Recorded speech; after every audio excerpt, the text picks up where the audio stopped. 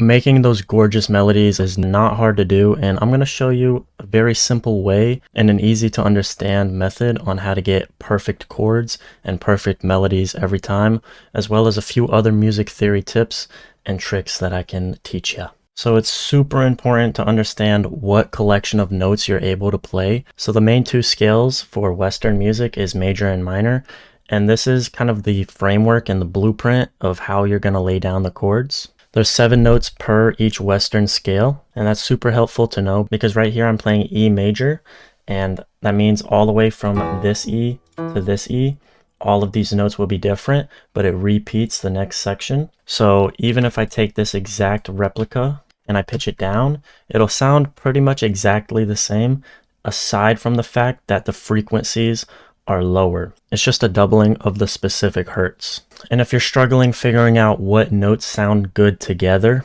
like on top of each other, this arrow literally saved me when I was starting out. If you go to the top of the piano roll, you can go to stamp, and you have all of the chord types that you can even imagine. So the main ones obviously is going to be major and minor, and the major 7th is just a 7th note placed above the chord.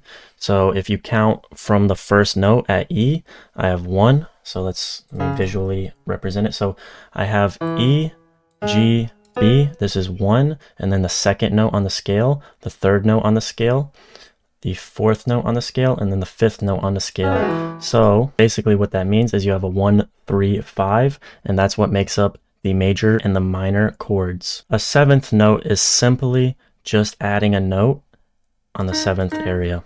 So now we have this instead of just a normal major chord right here. But I like this E note transposed up 1 octave. So this is the major chord with the E note transposed an octave up. I moved this major chord up a little bit with snap to scale enabled, so it stayed to the scale. And I took the same exact chord over here, except instead of this E note transposed up 1 octave, I have the B note transposed down 1 octave. And again, I just played around with this last chord to kind of see what worked. Using similar notes and repeating notes are very important for creating a sense of catchiness, although you don't want it to be too repetitive. From here, you can add something like a top line.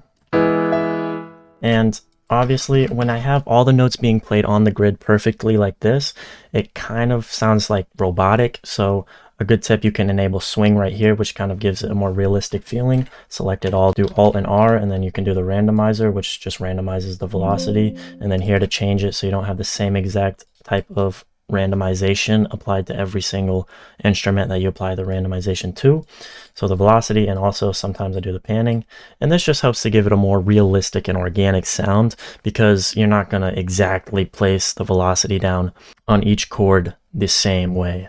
And then placing notes that are slightly off the grid, this will help to give it a little bit more rhythm, but also to help make it feel more realistic.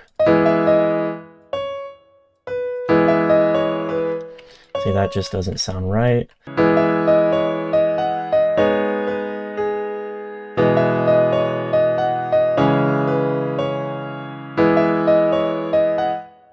So now I just copied this first 2-bar loop of the top line over, and I changed up a few notes just so it kind of matched the chords a little bit better.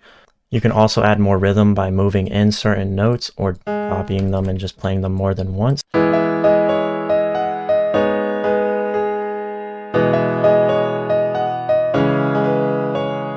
So yeah, you get the idea, and then also adding lower notes, which you could just copy the bottom notes. And now that you have kind of the main loop laid out, all you really want to do is just copy over different parts of it without certain elements so that it doesn't get too busy in one spot, and so that you could separate out the top line from the bass line from the main chord progression. Thank you guys for watching. Drop a like and follow for more.